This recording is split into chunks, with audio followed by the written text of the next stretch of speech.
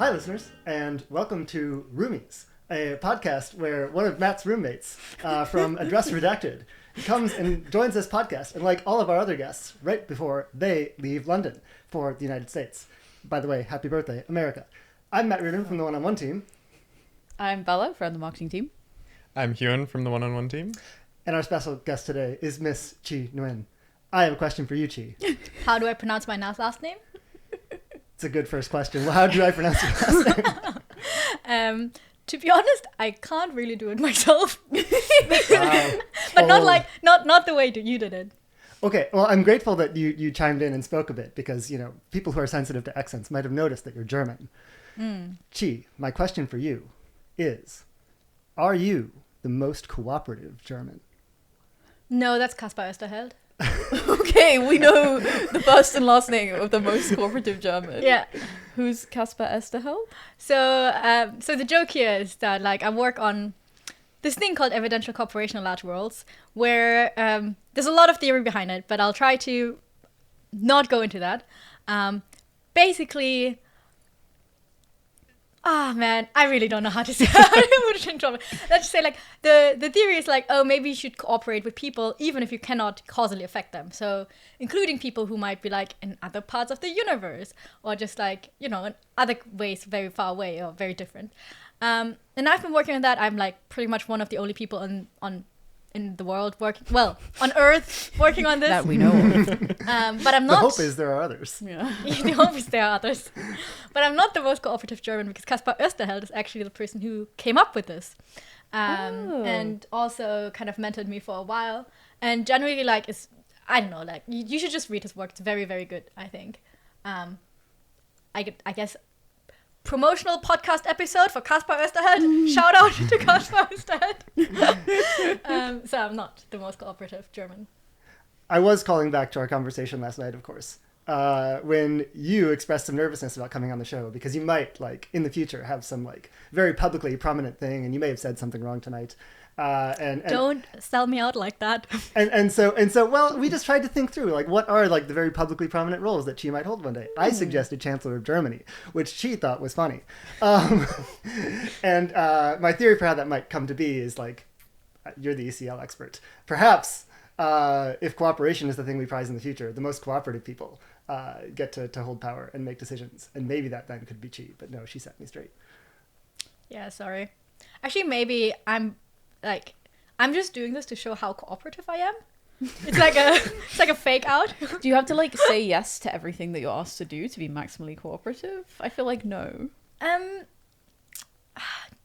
Do I say yes or no to this now to be maximally cooperative? I think you should maybe glamorize. I don't know what that means. Yeah, can I define it? I think it's when you decline to answer a question, but not in a way that is my answer to this question would be the bad one, the one that makes me look bad. But instead it's you have a policy of declining to answer certain kinds of questions. You have to actually do this rather than just say it, because otherwise you are just in fact declining to answer because the answer would make you look bad. But there are some kinds of questions that you should systematically not give an answer to. I couldn't possibly comment on this. Okay. Yeah, but more seriously on the object level, for those of you who are interested about this evidential cooperation stuff, maybe heard about it, you're not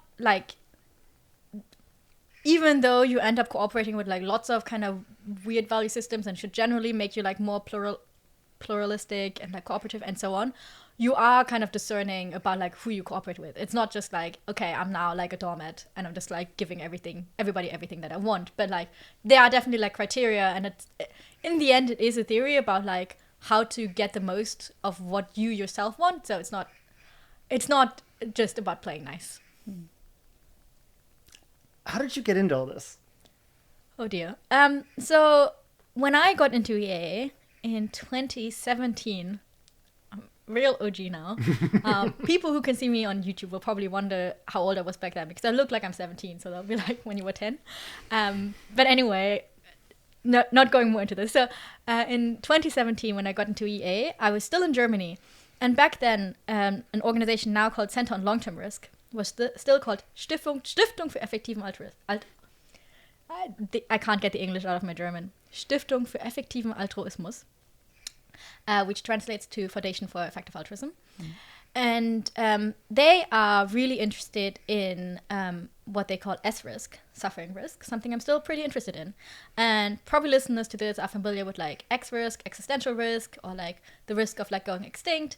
And S-risk isn't really concerned about that. It's like, hey, maybe in the like it also takes a long-termist perspective and like talks about what happens in like the future and so on. But it's more concerned about like what are all the sources of like long-term suffering that could like come about or whatever. And they were also into pretty wacky ideas. And it just so happened that like evidential cooperation in large worlds kind of started at CLR. And I guess part of the reason here is also something like, hey, by default, maybe like our universe won't be filled with like lots of suffering, which is like great.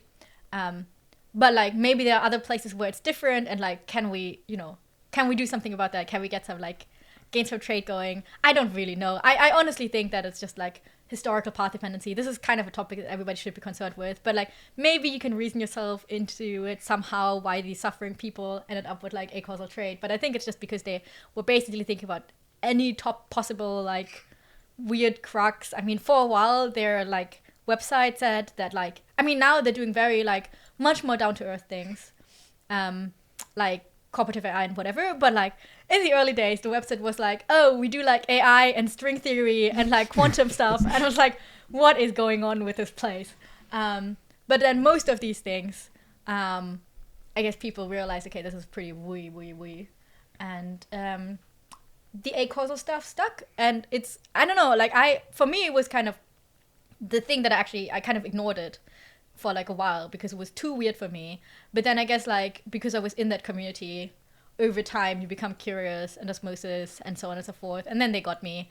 And I think this maybe ties in a little bit, like you Yeah. said earlier that you felt that it was pretty path dependent, that the suffering focused people end up doing the ECL thing. Yeah. I think that there's this like common cause about how much you're interested in just following the logic wherever Yeah. it leads, and then if Right. it leads you to a crazy sounding place, you're like, well, Yeah. I guess I'm at a crazy place. Yeah. And probably that willingness to follow arguments Yeah. explains a lot of this history. I personally struggle with this quite a lot, where like Yeah. I feel quite torn, where on the one hand, logic seems pretty logical. Like Yeah. there's something that really pulls at me to like try and Yeah. iron out those inconsistencies. And yet, if you do Yeah. that too much, you end up with different inconsistencies between like, oh, I don't know. I feel like I end up doing Yeah. sort of mental gymnastics to justify my behavior that ends up being like Yeah. more in line with what people around me are Yeah. doing. And I think I like, yeah, I think I get the like not wagering between like if you have like completely different like philosophical worldviews thing. But I think like my hypothesis is that actually the kind of like disagreement or like the like skepticism with doing this wager type reasoning and like other situations is more usually based on like doubting that you got your like credences right. Just like doubting that you got like your like, I know, just that you like got some specifics right or wrong, that like maybe the options are wrong, the specifics are wrong. I think I'm like, oh yeah, just always following the logic and you end up at a weird place. I think like that's a, like not wanting to do that, I think is really legit, but I think it's more based on like, oh, like there are like quite a few kind of like reasoning steps that are kind of like not empirically validated. You can't really like observe facts about them. They're just like deduction, and humans are very often kind of wrong about that, or like do this poorly. There's too many like conditionals or whatever. And so even if the way you write it down says, I don't know, 10% or whatever, and I can't immediately argue with this, I can still have the hunch that like actually if I did this like properly, I would come out with like a much lower probability, or maybe I could like make symmetric arguments for like the exact opposite being true and also having 10% probability. And I buy those kind of, I think that instinct is good. I buy those kind of counter arguments, but I don't think that there's something wrong with like wager-based reasoning in and of itself. Like I think, for example, one thing that I think is one kind of type of reasoning that's more popular, at least within EA, and I'm not like necessarily agreeing with the whole move, because I'm not sure if I buy the premises at all, but some people at least claim that like, oh, like, if you're like, a lot of people in the AI community, of course, believe in like human level AI or transformative AI at some point, like happening. And there's some uncertainty over like, will it happen in 5 years, in 50 years, in 70 years, whatever. Or maybe even like in 200 years. And so some people make the argument that like, well, you know, even if I'm like 50-50 on these options, I should act as if it's soon, because then in those worlds I have higher impact. Now, I'm not entirely sure if it's true that in those worlds you have higher impact and so on, but I think that type of reasoning is actually really common, and we do it all the time, and I think that makes sense. I totally agree with everything you said. I want to put an asterisk. That type of reasoning is really common within EA. Yeah, okay. And like I think that basically the point that I'm trying to make here is that like you go up to somebody on the street, they will not assign credences to different worldviews. That it will not happen. So like I don't think that this is like it's not a like it's not going to be a gotcha for many people, basically. Is that true? But like, what about like health insurance or something? Like, I'm just like, well, you don't know. That's true. Like, it's not quite the same thing, to be fair. It's like, it's a bit different, but like, I don't know. People do things to mitigate risk, and people do things that have differential payouts in different eventualities. Yeah. That's true. But I don't think they're like, oh, if I look at different ways that I could act and how that would correspond to like different like outcomes compared to how likely I think those outcomes are, I think people are just they're not gonna be summing over those probabilities. It's not gonna happen. Yeah, of course. I mean, nobody outside of EA or rationality explicitly sits down and sums over probabilities. That's the only point I'm making. Yeah, Chi, on this point, I think I know you're not on Twitter, but I will just refer you to the reply section of any tweet that Nate Silver sends out into the world. Oh no. Okay. People saying his projections are meaningless.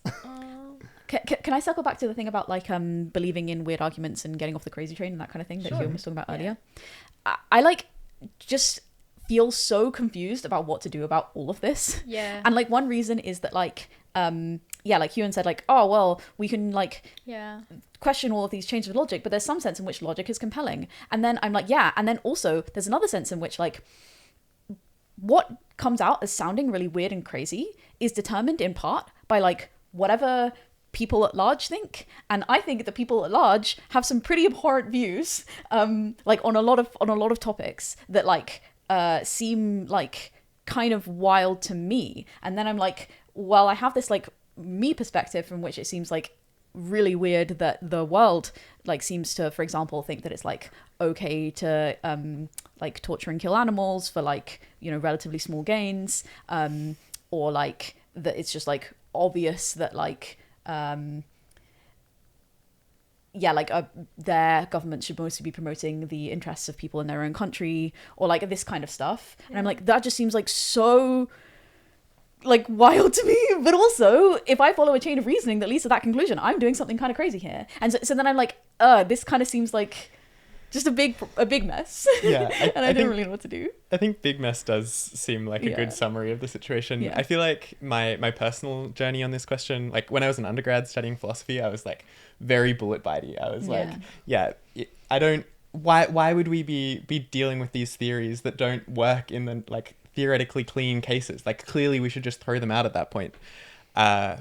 And then I think that the more that I moved out of the tutorial room and into a situation where I was like actually making decisions, I think that you realize how much more your reasoning looks like the theories that have poor theoretical properties just by necessity. Because like, unfortunately, I'm not a perfectly rational agent. I don't have a like well-defined set of priors that I have access to and can do all of the reasoning that I like ought to. And I can't go in some extremely neat chain from like epistemology to like practical ethics. Yeah. And then I think that there's this real danger with trying to copy like the ideal, because there are plenty of cases where sort of being similar to the ideal but not quite there is a lot worse than some other local maxima. And I think that that's like roughly my justification for getting off the crazy train before it's like fully crazy, is it's like I can't actually trust myself to do this reasoning super well. I think that it's going to point me towards things like important considerations that maybe other people are going to miss, and I'm going to try and move in that direction. But there's also something really important to like the fact that society at large has managed to not kill itself yet.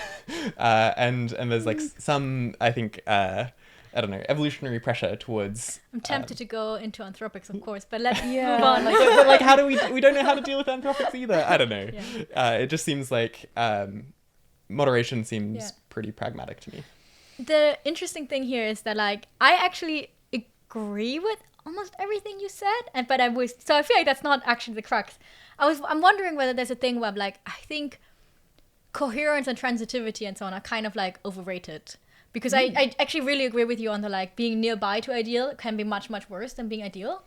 I think the thing where I really have trouble getting off the crazy train is when it's like arguments of the form, and that's maybe just because I'm an anxious personality, where it's like, oh, you know, the commonsensical thing is this, but here's this galaxy brain argument for why it's actually really bad. And then like, and it's like, it just goes like all the way up, and I'm just like, oh man, like that feels really hard to throw out, because in some ways like EA is almost like based on the idea that like things that sound intuitively good are in fact not always intuitively good. And like the nice thing is that in the like beginning of EA we could like focus on things empirically, because we mostly like, you know, people mostly thought about that kind of stuff, and now there's like, I know now, yeah, and now we've gotten into the whole long-termism mess and like theoretical mess, but it's just like this similar structure of like, well, you can do A, which seems really good commonsensically, but it might be like really bad. And I think I'm happy to be like incoherent and whatever, but like that's kind of where I'm like, man, I kind of, but the crazy train is so compelling. It's like this actually just makes so much sense to me. Yeah, I think this is the thing I was trying to say about animals, where it's like, I feel unwilling to abandon this belief, even if like many people would be like, wow, what, you think that like invertebrates might be like having experiences? And I'm like, I don't know, seems like extremely obvious to me, and like and extremely bad if it's true, and the other people who think that it's fine to just treat them however we want are wrong. And so I just like I somehow can't abandon it. Yeah. By the way, to listeners, this whole podcast started with me being like, wow, or Matt being like, people are here to hear interesting takes on EA topics. And I was like, I'm here to make a game show out of this podcast. And I prepared lots of games and stuff like that. And I was like so ready to derail and not talk about object level things at all. And that did not work. Well, I mean, there's still time. I think that's a great segue. I thought you were into just beginning to derail it. Oh, okay. Yeah. Do you want to be derailed? Oh, we have to opt in. I wanted to talk more about evidential decision theory. Oh, you do? Which we covered in a previous episode, so I don't. I want to be derailed. Yes. Okay, Hell let's yeah. go. Let's see. So that's the one with Julian. For everybody who wants to now go look at the one where we talked about evidential decision theory, but probably you should just Google those words instead. That's number 4 with Julian Hazel. Yeah. Anyway, Chi. So I have a Not looking at the screen. quiz. Oh yeah, don't look at the screen, guys. I have a quiz. Is it this or that? Where I will present you 2 options. I have 3 questions total. Mm-hmm. I will. Oh, maybe we should keep scores. And the winner gets. Can you keep scores because you got a phone? Sure. My dash water. I don't want your dash water. I haven't drunk from it yet. Yeah, they still don't want your dash enticing.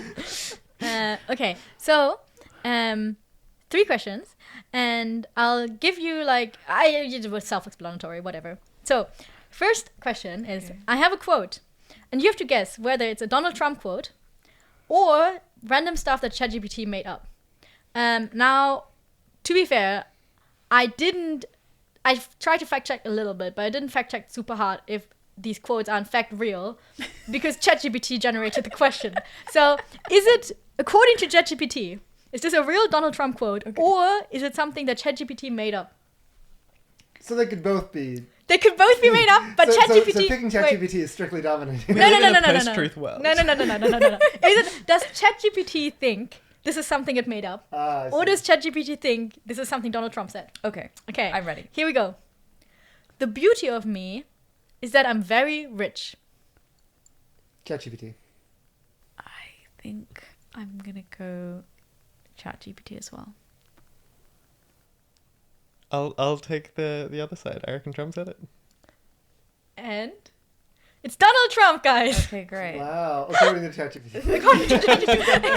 I did Google this, and there were Google hits for it. Okay. But like, I mean, okay, to be clear, like all of these quotes and whatever I'm giving you, they're obviously like massively taken out of context. I'm not entirely. I mean, I don't know in what context you could say the beauty of me is that I'm very rich, which didn't mean that the beauty of me is that I'm very I mean, I think that's great first date material, you know? yeah, It's a great context for that quote. Maybe it's like from his Hinge dating app, you know? I mean, I would pay quite a bit of money to see Donald Trump's Hinge profile. you think he has a have dating one. app profile? No. Okay. Well, but like one that he made. yeah. Yeah. Anyway. He's on The League. What's On the what? league? You guys don't know about The League? No, No. what's the league? The League was a dating app that was conceived only for elites. I think you had to have like a certain amount of income or have gone to a certain school or something like that. Okay, well, anyway, the beauty of me is that I'm very rich. I can't say that about myself, but anyway. So the next one is same genre. Is it something that ChatGPT thinks it made up? Or is it something that ChatGPT thinks Joe Biden said? Ooh. Yeah, here we go. You cannot go to a 7-Eleven or a Dunkin' Donuts unless you have a slight Indian accent. You cannot go to a 7-Eleven or a Dunkin' Donuts unless you have a slight Indian accent. I think I'm gonna go ChatGPT again. I'm feeling it's a crazy thing to have said. And so I'm tempted to say that it's fake, but I think that it's not a thing that ChatGPT, like it feels too weird to be a lie, so I'm going to go with Biden. Yeah, I'll go with Biden as well. And it's Biden again. Or like, I mean, Whoa. again, but like, yeah. I don't know what the context was, but I love it. I Googled it. It seems like he actually said it. It seems like in context, he afterwards said, it's not a joke. So, I don't know. I mean, I'll look this up after the podcast, maybe. I didn't have time. He optimist said it's not a joke. He said, it's not a joke. This is not a joke. Maybe it was about a very specific place in America. I don't know. Or like... Surely him saying it's not a joke is also part of the joke. Like, that feels too absurd. No. You can't... No, that is No. something that, you know, old Midwestern dude would say. It's like, Yeah. no, I'm not kidding. It's for I mean, real. Rob Whiblin does this all the time. He says this is not a joke when it's a joke. Like, if he's said something ridiculous for Yeah. satire and people are dragging him on Twitter, he will just double down and say more ridiculous things. But as a politician? Yeah, I feel like I don't know much about Biden's personality, but I think he enjoys being a bit of a memer sometimes, right? He does. I don't know. I feel like I see some of... Like, I think that the Biden content that I see is filtered for him being a little bit more edgy. what was that like really serious announcement he made while holding an ice cream? I forget, but I think I can kind of picture it. It was great. It was something about Israel Palestine. I forget. Anyway, whatever. He is a little bit of a memer. Oof. Okay. All right, number 3. Last one, guys. So this one is completely different genre. I have 2 different statements, and you have to figure out whether they are taken from A, the OpenAI webpage, or the Open Asteroid Impact webpage. Now, for those listeners who don't know what Open Asteroid Impact is, which is probably many, there was like a satire, April Fool's kind of website that I guess tried to make fun of OpenAI and just promoted directing asteroids to Earth and to hit Earth, like big asteroids hitting Earth for mining It was purposes. an asteroid mining company, and they realized that most of these resources are out in asteroids, but it's very inefficient to go and send spaceships to get the asteroids. So you bring the asteroids to Earth. Yeah. However, the opportunity is so big, it's very important that we put safety first, and that safety first companies are the first to bring That's true. asteroids to Earth. That's true. Because of because it could go horrifically wrong because, you know, the asteroid thing didn't go so well in the past. Anyway, so the 2 quotes. oh, okay, like dinosaurs and stuff. Yeah. I was like, Wait, what did you think? Like that last asteroid, jeez. yeah, I was just trying to Yeah. remember if there was some catastrophic asteroid impact that I had forgotten about or Yeah. didn't know about. I mean, anyway, so quote number 1. This technology will profoundly transform how we live, and we can guide its trajectory, limit abuse, and secure broadly beneficial outcomes. That's quote number 1. Quote number 2. What does the open in Open Asteroid Impact stand for? Initially, we wanted to open source all of our asteroid redirection software, designs and schematics, but our safety advisors have raised concern that asteroid redirection and mining operations could endanger Earth. Indeed, were someone to redirect an asteroid badly, it might cause massive damage, something doubtless many terrorist groups are already aware of. Terrorists can even reuse our redirection schematics to make high-energy kinetic weapons. Crazy, right? This is why we no longer open source our software and models. Instead, we rent out our machines to whoever is willing to pay us money for safety. So now open stands for the openness of space. Our legal counsel has advised us that our name has always had this meaning. So please consider the previous paragraph as a fictional exploration only. So which one was OpenAI and which one was Open Asteroid Impact? I think I have a guess. Really, it's a tricky one. I made them one more difficult. Yeah, they did get harder as it went on. They did go harder as it went on. Matt looks confused. What are you doing? I thought it was funny. The joke is just that it's obvious. I think I'll take that the first one was OpenAI, and I will be having your dash water. Yeah, have you all of them because right? you're the first. Oh, you got the second one. Did you get the second one right? Yeah. I think so. Do you actually want my dash water? Not particularly. But I do want to win. Okay, look. Okay, great. You win. And Huon has one. He was Huon uncatchable going into the final question, in fact, because Yeah. there were only 3. Yeah. Yeah. No, we could have tied, and Yeah, then we yeah. could have split Oh, the yeah. dash water. Fair. Would have been terrible. Yeah. Well, Chi, you almost brought us back to one of the topics that I wanted to cover. Great. Because we are recording this on the 4th of July. Happy birthday, America. Happy birthday, America. And also happy election day in the United Happy Kingdom. election day. Did you not know there was an election on today? No, I did know there was an election. Have you voted? Look, I looked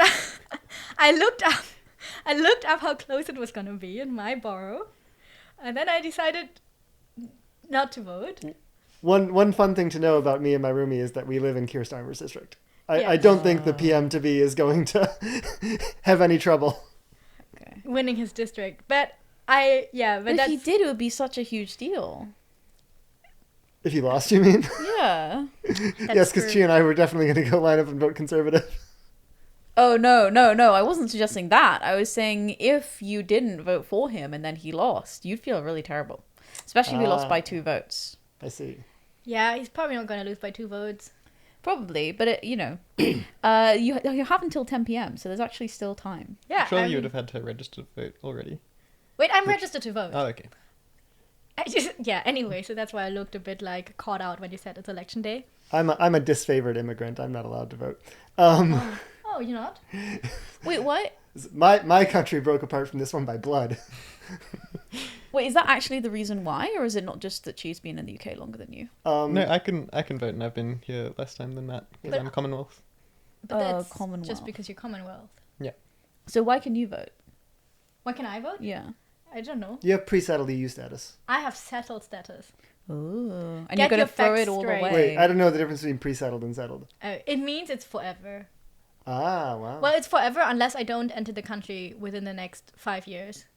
Again, for at least a day or an hour. So it's I think you forever. would What swing about that one, half an yeah. hour? Yeah, I think that's probably also fine. I mean, I don't really know. It's not super well specified, but I think if you read it technically, you can just be here for like a minute and it's fine. And You just have to get your passport stamped or whatever. no, I think you just have to. Have an entry.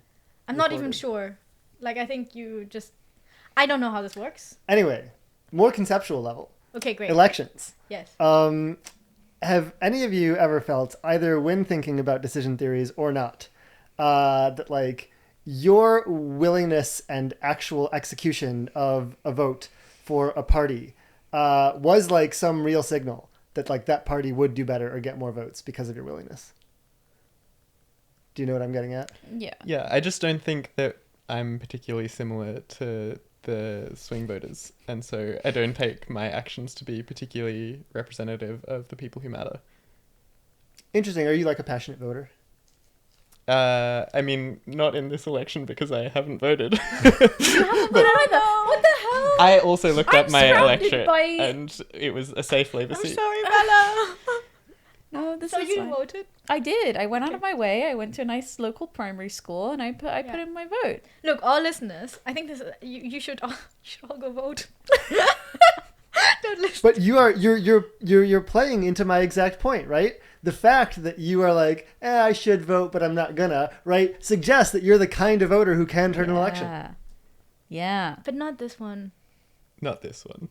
But should you be reasoning about the specifics of this particular circumstance, or should you be using policies and like decision rules?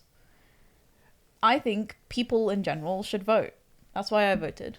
Not because I think it will particularly swing it this time. I think That's it won't. very virtuous of you.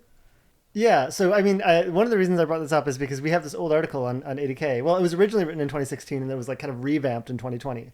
And I remember reading the 2016 version of it and being like really unimpressed because it did this move. It's an article by Rob Wiblin, our favorite person to talk about on the B podcast here, where he kind of talked about like the consequentialist case for voting and the idea that like under certain circumstances, you might have like a 1 in 1 million to 1 in 10 million chance of swinging a national election. And given the size of budgets, he was using the United States as an example, like the expected value of this vote could like reasonably be in like the tens of thousands or hundreds of thousands of dollars. And that's like a pretty good use of what he called an hour. And I think in the 2020 update, he's like, well, thanks for all your nitpicking, everyone. And he made a much more kind of robust article. Have you guys read this one? I think I've read the 2016 one. I think I read the 2021, but maybe not very closely. So this is going to go great. Yeah. Did you find it compelling, Huon? Yeah, I think that the step where you're like getting the 1 in 40,000 chance of swinging an election or something because you're trusting Monte Carlo analysis, I'm a little bit more skeptical of, where like, I don't know, that feels like it's using the model in a way that I don't have good reason to believe that the model is well representing reality or something. But yeah, I found it fairly compelling. Yeah, my sense is the 1 in 40,000 got walked back to 1 in a million to 1 in 10 million. Great. I feel good about having chosen that as a place to nitpick. Yeah, I mean, it was taken up and adopted. I guess there's this interesting thing at the end, though, because I mean, I think the real like kind of nut of it comes to like how do you know you're making the right decision? There's just so much going on. I mean, and the specific example that Rob gives is like the George W. Bush administration, and like the casual follower of politics will be like, oh, Iraq War, hundreds of thousands of dead, trillions kind of wasted on bad intelligence for no good reason. This was terrible.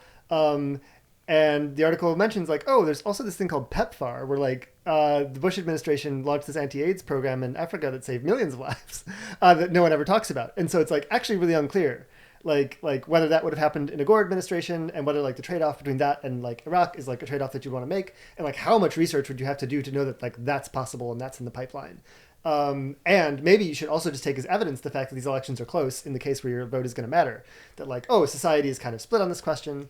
And yeah, I wonder like how to deal with like both the volume of research you'd have to do to feel good at all about where you're falling down, and then like what evidence you take from like other people, voting differently than you.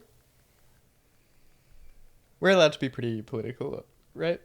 Yeah, just as long as you say like, oh, this is not the position of 80,000 hours, it's me, Huon. Great. This is not the position of 80,000 hours. This is me, Huon, speaking in my personal capacity. Great, yeah. I feel like in the upcoming US election, it is much easier than in most elections, right? Because I feel just very good about a heuristic that's like, protect US democracy. And I feel like there is one party that is threatening that and one party that isn't. And so it's just, I don't think that you need to go into the details of like utilitarian calculus. I think that maybe this applies more to many elections where it is a little bit harder to say because most voters aren't paying attention to the issues that actually matter most, and so there's the issues that actually matter most are sort of more randomly determined. Are you saying you're not a single issue voter for AI? I am saying that I'm not a single issue voter for AI. Okay, spicy. He's got diverse views. Though in the US case, they go the same way. Sure. However, interesting take that I'm just going to get shot down on, but I'm going to raise this anyway. One of the things in the article is like the risk of nuclear war. Just take that alone, and your vote could, in expectation, at 1 in 10 million, be worth like 25 grand, according to some analysis that Rob did, which seemed like kind of reasonable. Scott Alexander has this take that like, Trump may be preferable from a nuclear war perspective, just because like people don't want to escalate against him because he's so unpredictable, and therefore like the net effect is that he's de-escalatory. Yeah. I do feel confused about these kinds of considerations where it's like maybe you want somebody who is like gonna do a bunch of crazy shit but generally won't be fucked with as much because they're like like a worse person. It does feel like an uncooperative race to the bottom though. Yeah, and also a bit galaxy brain. And maybe too short-termist, right? Like, isn't there something about the like relationship between US and China having had serious damage done in Trump's presidency, and then you get into this like path dependence thing because there's tit for tat, and like plausibly that's where most of the nuclear risk, or at least major nuclear risk, comes from over the coming decades.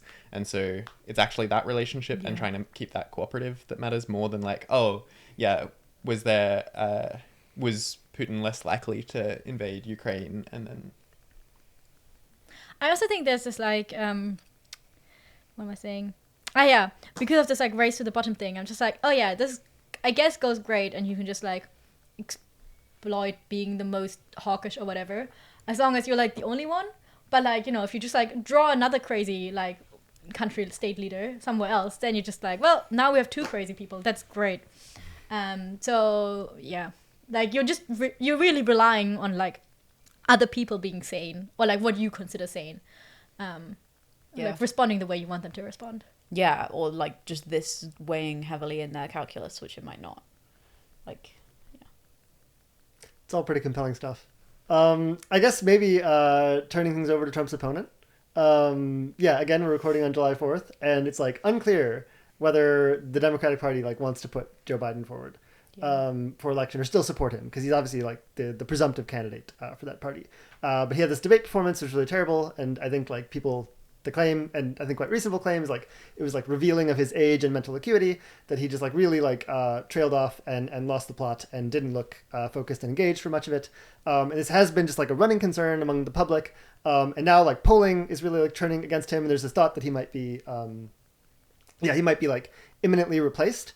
And it made me think of an old, I think less wrong post called like "Politics is far too meta" or "too meta." Do you guys know this one? Nope. I don't think I know it. No. Okay, well, great. I'm going to get It's lots going to of be a resonance from riveting the group. discussion. So I think like part of the dynamic here is like, you know, when I think about myself as a voter, and again, I'll just like break the policy that maybe means we have to cut this. Like there was this great interview with like a Pennsylvania moderate independent voters or something like that. And they just do a close up on this one guy. And he says, if it's Trump versus Biden, I would vote for Biden even if he was dead. And I was like, based, true take, and true for me, like in the sense that like I don't put too much weight on just like the one individual and what they do. I like care a lot more about the administration that they kind of like put together and what kind of policies come out of that, like predictably. Yeah. I like feel pretty good about Biden on that score, so I'm like less concerned about this age stuff. Yeah. However, like out in public, the thing that people know and talk about is like, oh, is he too old or is he not too old? And then if he does something that suggests he's too old, now I, being someone who like, I don't know, might have like some weight on the cultural conversation about whether he ought to be replaced or not, need to do this strategic tactical thing where I'm like, oh, well, has he shown himself to be too old such that he won't win now? And winning is the important thing. So even though I would vote for him, and I have no problem with him like being old, insofar as he's shown himself to be old, like, should I now be against Biden as the candidate to win? And is this just like how everyone's treating it? And like that's the only reason this is happening. Do you guys like see what I'm kind of driving at? It's like we're having this meta conversation about like how other people would react. The thought is that your decisions do or perhaps should depend on how other people reason about things that are taking place. So you're like kind of replacing your opinions a bit with what you expect the opinions of others to be. Is that roughly it? Yes, that's a description of the reality. And the post that I reference is a criticism of this. He's like, we should all just be honest about the thing that we'd really do and not like speculate on like what other people are going to do and make our position out of that.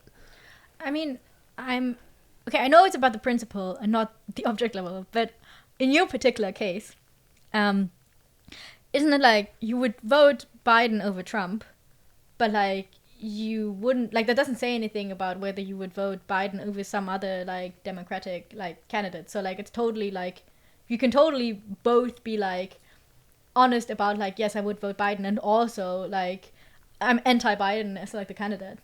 Yeah, so there's this interesting trade-off though, where like criticizing Biden or saying they should replace the nominee is hurting Biden, and Biden may just still be the nominee, and so I'm willing to like make this trade-off. Because you think it will increase the Right. chances that Biden gets replaced, which is good because most people care that he's old, even though Matt doesn't care that he's old. Yeah. Yeah, I mean, so I do feel like, so I haven't read this post. I don't know who wrote it.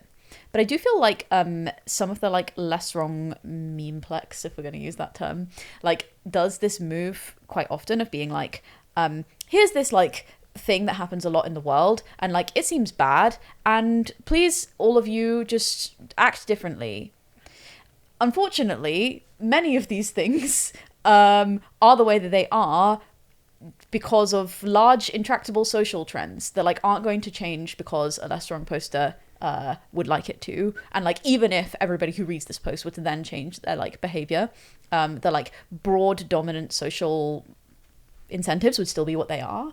And so like I feel like a lot of these kind of like calls to action often seem to me like uncompelling because I'm like, well, that would be nice, wouldn't it? But unfortunately, I still like have to deal with some particular reality that is like just not going to go this way or something.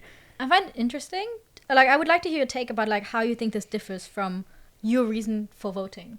Because like your reason for like voting was like, well, I don't really do like the calculus of like, is this actually the right, like, will this lead to the best consequences compared to like me doing some other thing? But it's like, I think it's like, it would be good if everybody voted. Yeah. And so I vote. And I'm just like, well, it would be really great if people just said what they think. Yeah. And if we can like not play like signaling games and just, you know, try to be like honest. But it seems like you take a different, or like it seems like you're sometimes very skeptical of that. Yeah, this is a great point, and I think maybe those two things are in tension to some degree. And I like haven't really considered this before. Maybe I can try and work it out. So like maybe one thing that's going on with the voting for me is that like even if people don't generally do what I do, the thing that I did is still like good and productive, where I feel like because it's still like doing this Rob Wiblin argument has marginally increased the chance that the candidate that I want gets in. And also it's not very costly, where like maybe some of the stuff that I'm kind of like obliquely referring to here is like less wrong, don't do what people do because what people do is bad in some way, but that, you know, it's still kind of like swimming against the tide in some kind of important sense, like would be really costly to do, and like maybe in like individual cases just like freaks people out and makes them have a bad time. And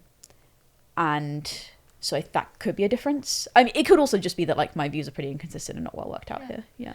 So then would you like, do you think you would still vote if it like, I mean, I don't know, God comes down and is like, Bella, if you go vote now, I can just guarantee you that you'll definitely get like over the course of your lifetime 4 hours less or something of work done. I don't know how much time it takes to vote, like 3 hours or 2 hours or whatever.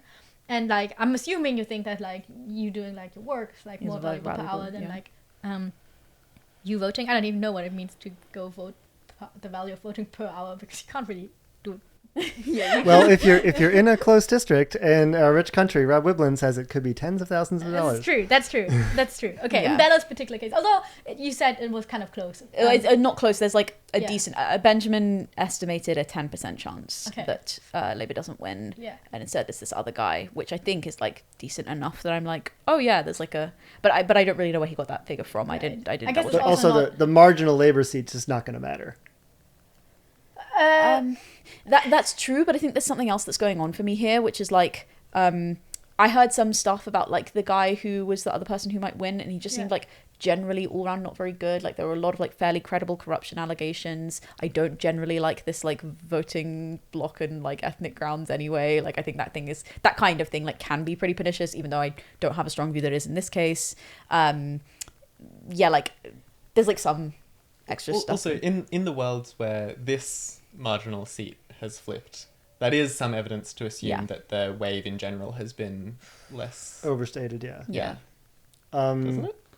It depends on where it falls on the continuum of like contested seats, and I assume that. But like if the only thing that we're stipulating is that we're in this 10% world where this seat has flipped, I think that should make you think that the election in general is tighter than we are expecting it to be. Yeah. To be clear, just because I'm the I'm like, oh, she's probably all into this like evidential thinking and so on, which I am, but like I'm actually not convinced that these kind of considerations matter in like the voting context. Ooh. Just because the listener might assume otherwise. I feel like I'm going to be forced to go into the object level here.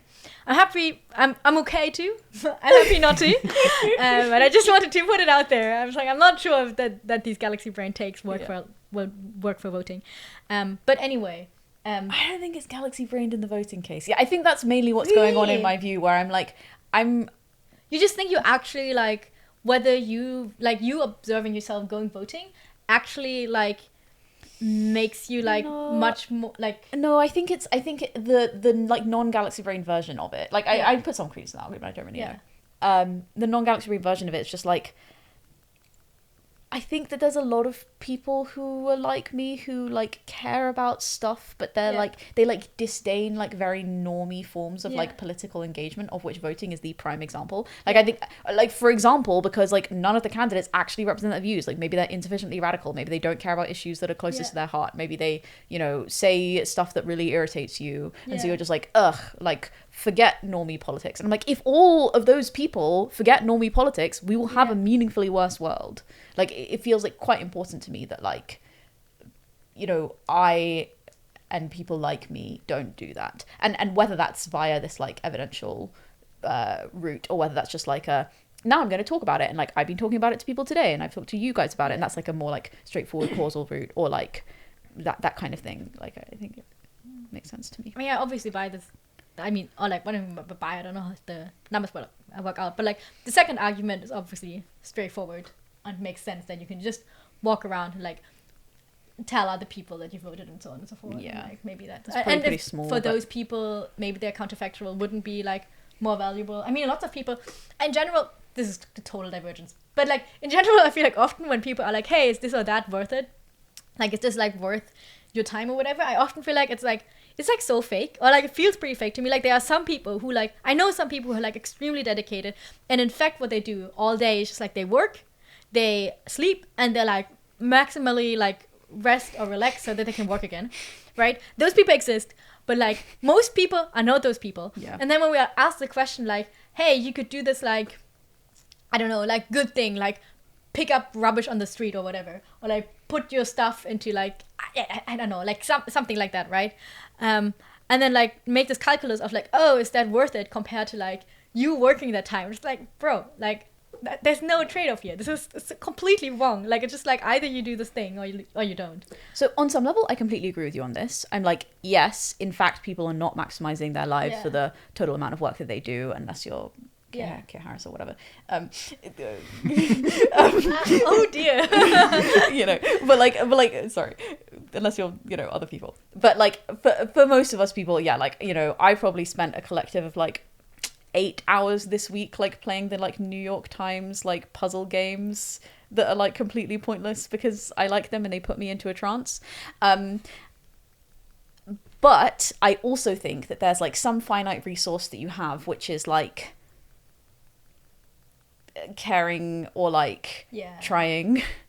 And like if I like, even though the time might not like actually replace some work that I would do, some like I did like put some mental effort into like, okay, where's my polling station? I'm gonna go, and like it took me 15 minutes total, like definitely, but like there was some mental effort there that like I think that might be finite. I'm a little bit confused about whether it's finite or whether like Joey Savoy has this really nice post about how it's not, right? Like there are some things you can do that like seem to increase your capacity to like do more altruism and help and like improve the world more than if you didn't do them, even though they seem kind of worky or something.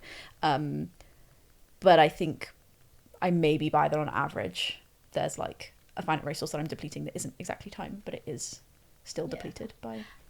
I think I agree. I think I'm on board with like the general take of like you should have the general policy of not sweating the individual thing so much. Fun fact, before I was in EA, I was an environmentalist, and I hated grocery shopping because there were 3 different stores, and I would like okay, back then I also like, I mean, now I just think like organic food is often just like worse for the environment and all that stuff, or like I don't believe in this, I don't believe in that, so like don't take me as endorsing any of these. But I was just like, I want it to be fair trade, I want it to be like not packaged, I want it to be organic, and I still want to be able to afford it, and ideally it's like seasonal or whatever.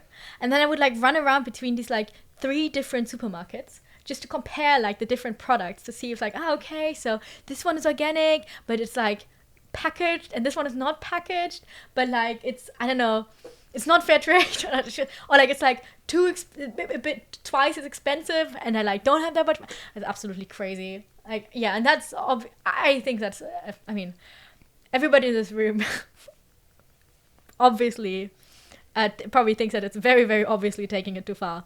Yeah, that was not fun. I mean, yeah, can I like stand up for past Chi a little bit? Sure. Like, I think that what you were doing was probably not a good altruistic bang for buck. Like, I think you were not getting like a good return on your like, you know, effort that you were putting in here to try and get this right. But I also think that you were doing something that like in some sense like noble or virtuous, that I like kind of endure, which is like taking issues that like you know about and seem salient to you and trying to do best by the people affected by them, and like caring and like putting that into action. And like I think this is like pretty cool and like kind of worth celebrating, even though I like don't think that I would go and do the things that you were doing then. Yeah, I think that, thank you. It did make me wonder just now while you were saying that and while I was reflecting whether like what would be like more effective. If this is also the perfect, if we're done with this topic soon, this is the perfect segue into my next game. It's not even on purpose. Whether would you like, so the question is like, would it be better if like everybody in the world was just suddenly like more willing to like actually put effort in and like do things that like they like for what they think is like good, or be like more altruistic or self-sacrificing or whatever, versus if it could make everybody like, I know, just adopt some like methods or tools, like for example like actually researching a bit whether the things they think are good. Like I didn't like, yeah, I didn't, that was sad.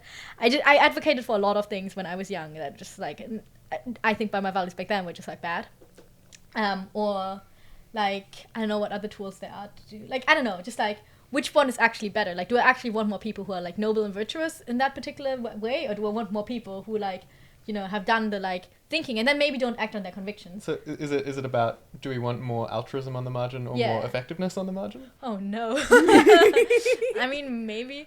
And I think if you go to the extremes, the answer is maybe easy, because I think if you go dial up the altruism, you'll get lots of extremists and weird people doing like crazy terrorism stuff and doing completely crazy things. But you know, like on the margin, like, well, would we like to have more? Would we like people to be more caring, or like act more on their beliefs, or would we like people to have better beliefs? I think I feel pretty firm that I think it is, I want people to be more caring and act more on their beliefs. Interesting. And maybe this is just me wanting to be consistent with the thing that I just said earlier. Yeah. But I'm not sure. I think that I just actually think this is right, because like I think many people like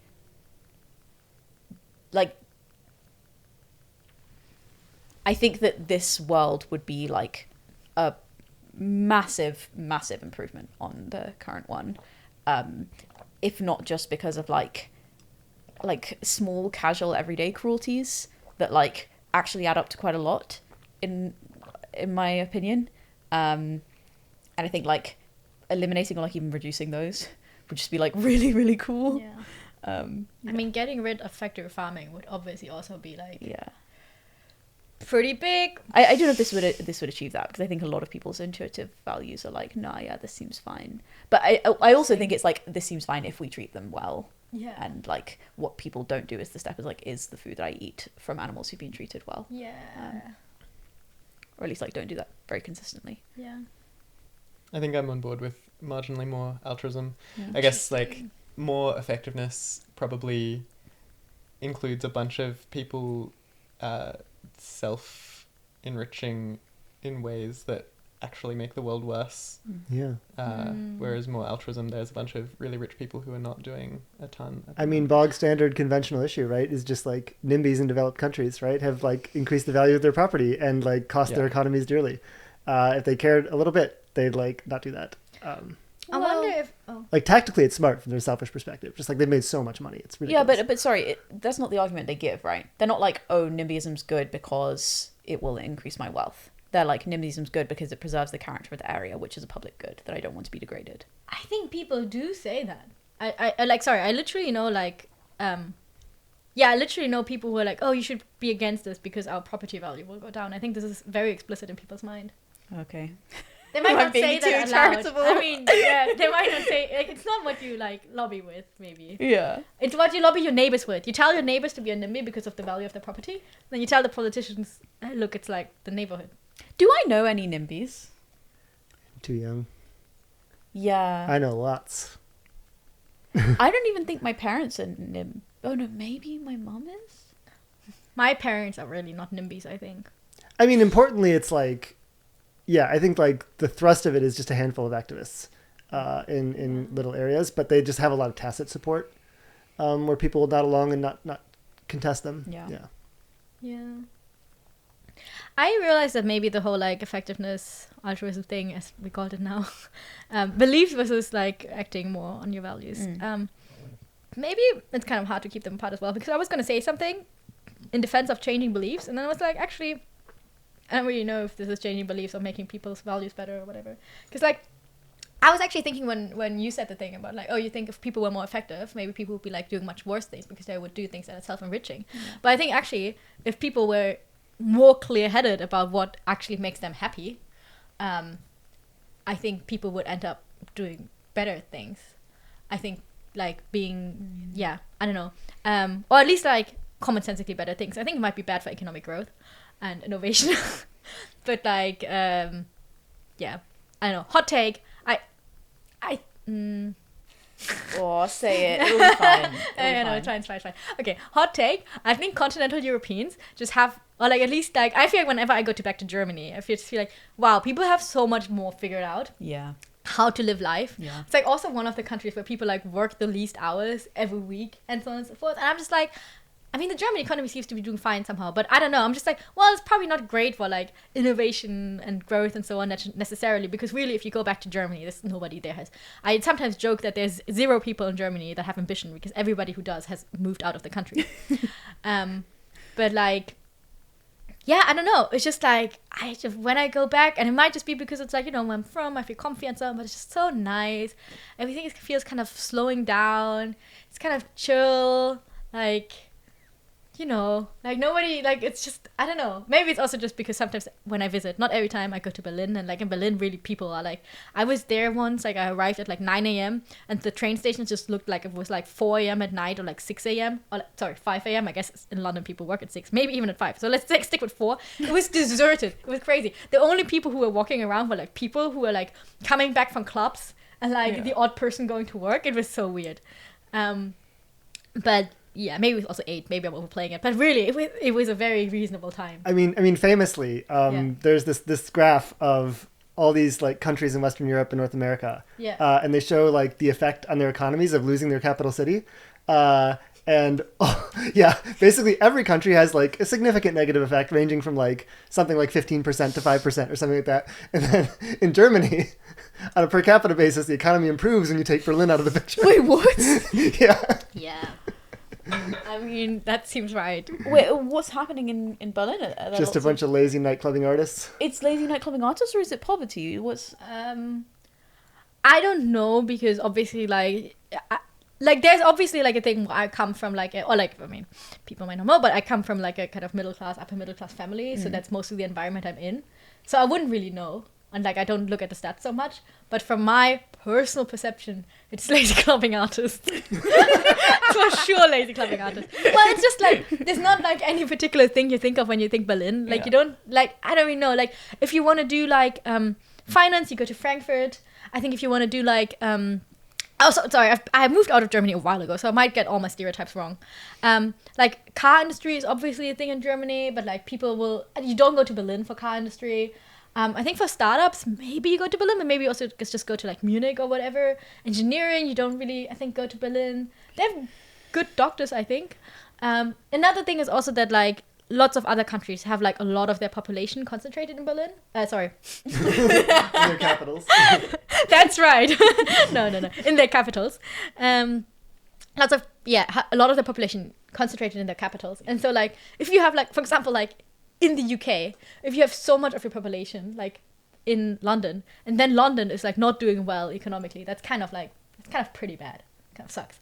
But in Germany, it's like, I think Germany has around 80 million people, and like Berlin has maybe 2 or 3 of those. So it's not, I don't know, it's just another city kind of. Did we ruin the segue to your game? Oh yeah, my segue. So the segue is, next game is this or that. So No? Isn't it Would You Rather? Oh fuck. Oh, am I allowed to curse? Yeah. Yes. Okay. You're right, we already did this or that. It's would you rather. So we already had our first question with the beliefs. Wait, what was the segue gonna be? But we did a Would You Rather about effectiveness or altruism. Yeah. Oh, It was a beautiful segue that was left by the wayside to rust. Well, we had to shit on Berlin. Like That the was really Berlin important. economy. Oh my god. Wow. Look, I love Berlin, but it is like one reason why I love Berlin, which also like maybe indicates something, is like you can go to any coffee shop and you buy one coffee and then you sit there for the rest of the day and do like work or whatever, and you don't even feel bad about it. I mean, I do feel bad about it, so I'll buy more. But like, nobody's making me feel bad about it. Isn't that the case here? What? No, I definitely feel like I have to. Like, I can't buy one coffee and sit somewhere for 5 hours. Who is exerting this pressure on you? The hustle and bustle generally. What does that mean? Like, okay, so I Lots feel. of people are walking fast around you. You're like, oh god, someone wants a seat. You know. Yeah. Okay, I feel. Okay, the thing is that I feel internally like I'm already feeling kind of bad about it because I'm like, oh, you know, this is maybe not, don't want this or something. The reason why I don't feel bad about it in Berlin is because there's an entire row of people sitting next to me who are doing the same thing. And then I'm just like, oh dear. Oh, well, if they can do it, then I'm allowed to do it. Okay. Yeah. Anyway, okay. Okay, let's do Would You Rather. Would you rather, okay. Would you rather turn back time to go and remove the Nick Bostrom poem shitting on FHI that he used to have on the About page of the Future of Humanity Institute, which, by the way, used to be like an institute at the University of Oxford? Or would you go back and remove Holden Karnofsky astroturfing GiveWell and pretending to be other people to say how great GiveWell and their articles are? Do I lose the benefits of Holden's astroturfing? Wait, what are the benefits of Holden's astroturfing? Maybe it helped GiveWell get its early kind of donors. Surely not. Surely this was pretty trivial. I think that's the reason why it was such a bad idea, is that like it was dishonest and it didn't even really do much. Well, Bostrom's thing clearly did nothing. I mean, it didn't have positive effect. What do you mean by it clearly did nothing? Oh, okay. It was a poem talking about how shit Oxford is and how FHI is much better. Or like the only good thing about it. And then Oxford not stipulating a causal relationship here. And then FHI at some point was shut down, not exactly due to their own, like, because they wanted to. But we also know that lots of other things happened. Yeah. And we don't know at all whether this poem was ever read by anybody. I think there was like many more factors in the Oxford FHI relationship breakdown than like just that Bostrom was shitting on them on the website. Like, I've not heard very much about this, but what I have heard like suggests that it was pretty overdetermined that it would go badly. I think Holden's reputation matters more. Academics can be weirdos and dumbasses and do a bunch of weird dumb things and pretty much get a pass, and people will still read their books and papers and stuff. But I think like Holden is much more like engaged in the kind of front lines of the world, and so he'd want a stronger reputation. I agree that it's all kind of low stakes. Galaxy brain. What if Holden doing the astroturfing was good because he then apologized for it and was a public example of a person taking accountability for their mistakes? Not implausible. Setting the kind of culture that we have these days, where like people, when they shut down their org, are like, here's all the ways that I might have caused my org to get be bad. Listeners, I apologize for all of these episodes in advance. Do you know, did Holden apologize for the astroturfing because he was called out? Like, did people catch him? Or did he just admit to it? I think he got caught. Yeah, I think he got caught. I mean, yeah, this was before my time, but... I feel like that's not much of a, like, okay, I didn't read his apology. Maybe it was really good. Or maybe there was, like, attenuating circumstances or something. Or, like, maybe he was caught out, but, like, it wasn't really widely known. He made it widely known. But, like, I'm not sure if, like, saying sorry online after people, like, call you out is, like, setting a good example. Yeah. So I kind of think it is because online discourse is really bad. And it's, like, somewhat common for people to just, like, double down and then, like, throw accusations at their enemies and just, like, be a general nuisance. I feel like the thing in this vein that I'm more sympathetic to is not, like, setting the good example and more, like, Holden learned an important lesson and then, like, actually realized what goes wrong if you're too much of a naive utilitarian about things and that you should be more moderate. And I feel like that is very much the spirit of open philanthropy today, at least as I understand it. And I don't... Yeah, I mean, my guess is that the impact of this particular experience is fairly minimal on that, but it does seem good to me. So I guess the question then is also, like, when we go back, like, I didn't specify this, when we go back and, like, remove the astroturfing, do we just, like, cause him not to, like, do it for whatever reason? Or does he still, like, you know, he would do it, he kind of does do it, but it just disappears. It just doesn't work somehow. Yeah. That makes sense. And I guess that does make a difference. I mean, if I could make him not the kind of person to astroturf, even back then probably I'd take that one. Yeah. I don't know how much it's actually... Anyway, people's verdict. I am the game show host master, so I can demand answers without giving my own. Fix Holden. Yeah, me too. We're all fixing Holden? Yeah. Okay, all right. Let's go. Thank you for listening. That was it with Would You Rather, this week's episode of... What? I have a Would You Rather. Oh, yeah? All right, guys, you ready for this? Okay. Yeah. Would you rather Yeah. spend the better part of 2 days prepping for an interview on BBC Radio 4 to talk about art, or spend the better part of 2 days fighting with people about the manifest drama on the EA forum? God. The first one. Yeah, the first one. Yeah. Huon, did you follow the manifest drama? I did not. Well done. I actually only learned about it in the prep doc for this podcast. Whoa, you didn't know it happened? I didn't know it happened, and I still don't really know what it is. So I can be the audience insert who needs an explanation. Can we do like a slow clap for Huon? Okay. Oh. Most pathetic slow clap I've ever seen. I hated this both times that we recorded it. My heart was really not in it. I'm sorry. For people who notice a difference in audio or video, all of our cameras just died. Well, 2 out of 3. Yeah. And mine and Bella's close-up camera is now the main feed, which is all you'll get from here on out, which is good news because that means the episode is almost over. Okay. So we were going to talk about the fact that you went on the BBC to talk about art and why we should defund all art, and that you're, what was the word? You have a hostile attitude to, what did she say? She was like, why do you degrade art?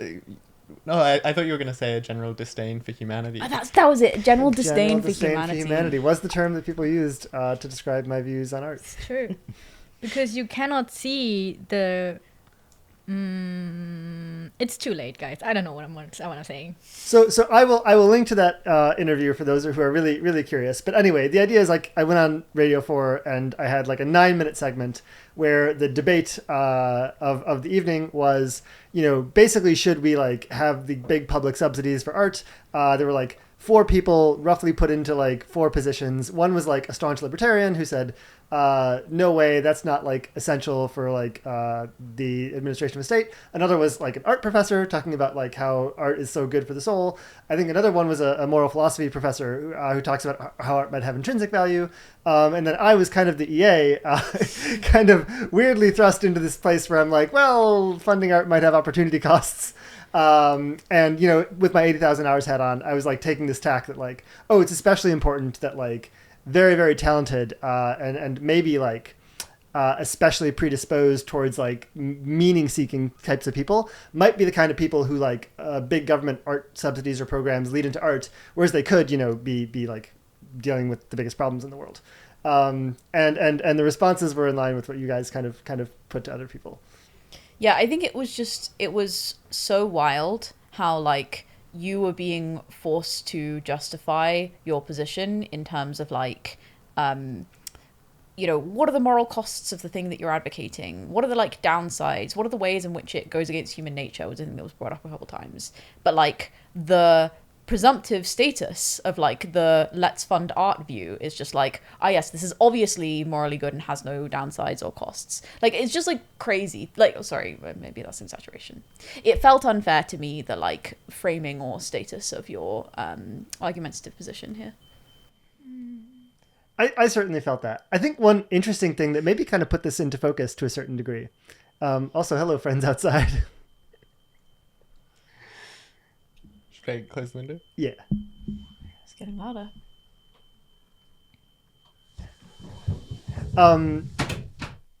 Yeah, I think one thing that brought this into relief was at the end of the episode. It didn't help very much. It really It's okay. We'll just see how it sounds, and some audio feed will be maybe okay. At the end of the episode, the kind of panelists, the main panelists who were having the debate, kind of recapped what they had heard from the other witnesses, and one of the panelists kind of framed my position as that it was really strange. He was like pointing to these trade-offs, but like those aren't the real trade-offs. Those aren't the real decisions that we make. Like nobody's asking to like take away from like foreign aid budgets to give to art. And I felt like that was a good segue into a new segment that we have, Bad Billionaires. Oh. So on our episode with Maria, which is the last one to come out before this one, I think, or wait, it might have been 2 episodes ago. I actually thought that parts of the recap were kind of good, but I maybe have to re-listen to it. Just wanted to throw it out there. Okay. Well, Chi likes Bad Billionaires. Well, this really interesting kind of piece of news broke, I think, like 2 days after I was on the BBC, that Warren Buffett was no longer going to give the vast majority of his 100 billion plus kind of wealth to the Bill and Melinda Gates Foundation, which, I think in large part works on neglected tropical diseases and things that we think are a big deal and save lots of lives, and was instead going to like give it to a foundation run by his 3 children, and who all run foundations of their own now, aimed at kind of various things. And I thought it was fun to just look at what those were about. Yeah, I'm excited. And one of them specifically was just like kind of intensely local, like let's build the community in all the ways that we can think to build the community. So it was a hodgepodge of different things, but art and culture was like a big part of that. Art and culture in Nebraska specifically is an important thing that we need to advance. And like, I don't know, is that like competitive with the kind of like, vaccine and disease work happening in the developing world that the Bill and Melinda Gates Foundation do? We can leave as an exercise to the reader. Nebraska. Well, Chi, it's art and Nebraska. So part of the Nebraska Ultras now. Sorry. I think it's that it's late, and so I'm getting argumentative and a little bit hot takey. But like, I am a little bit like, how are people not more mad about this? Like, I get that, like, yeah, people are generally mad about this. And, like, I think the headline was, like, Warren Buffett to donate $100 million to nothing in particular, which was quite funny. But, like, this just seems, like, actually unjustifiable when it is, like, clearly... Like, I think that, basically, the problem that we have in the, like, art debate case is that, like, people don't engage with trade-offs. They're like, oh, well, we can just, like, funding art is good, and I, like, don't have to engage with this question of whether it's better than alternatives because nobody's actually asking the question of whether we should change foreign aid budgets to art, blah, blah, blah. This is, like, literally, that is happening. And, like, why are people not more angry? Like, this just seems, like, unjustifiable. Yeah. I mean, I guess that we maybe think of charity as being pretty discretionary in general. And so it was like, it wasn't owed to the causes that Warren Buffett followed through on the promise. I mean, maybe he made no legally binding commitment here. Clearly he did, because there's no, whatever. Clearly he didn't. Clearly he didn't. But, like, it does seem like, I don't know, like a kind of like obligation framing here is like, yeah, charity is discretionary and private and you can do what you want with it. But at some point you kind of made a commitment to like the prospective beneficiaries of the Bill and Melinda Gates Foundation that you're now reneging on. Like you were going to like, provide them some kind of like care, respite, like alleviation of their, like of the like unceasing struggles of poverty and whatever, and like now you're just not going to do that, and like doesn't that seem like kind of crappy even from like this like non-utilitarian framing? I think one thing that like I agree with you that it seems crappy from the perspective, but it also seems a bit like, at least for me, it would feel, well, I actually care about commitments, so maybe not. But like I think, yes, I still think the thing that's actually bad or really bad isn't necessarily this person broke a commitment, which I agree is like bad, but I would guess that like the thing you're more upset about is in fact like this money was going to do a lot of good, now it's arguably, you know, going to something else. And I think one issue is that like I think people generally like don't, I guess it's like what Huon said, it's just like some people do like go pretty hard on billionaires or like against billionaires, but that's mostly because they're like, oh, like too much power and blah blah blah blah blah.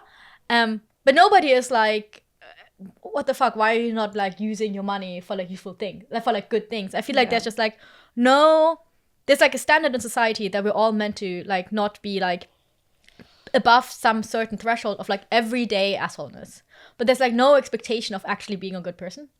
And but like we have standards to compare them to, right? Like there are many like very wealthy people who are like trying their best to like actually give to to causes that will do a lot of good, and are like, you know, talking publicly about that. And like, why are we not holding people to this standard? Like, why is this not a thing that people talk about? Anyway, sorry, I'm mostly just ranting, and it's no, I mostly agree. Like, I mean, I also would like to hold people to a higher standard. I'm just saying descriptively, like, in fact, society just doesn't seem to hold people to this standard. And it's like, as soon as you do anything for other people, good person. And I was like, well, so I think that's not necessarily true, because of this like Copenhagen interpretation of ethics thing, where actually sometimes when you do some stuff for good people get more mad at you than if you Indeed, what are we doing right now? True. That's true.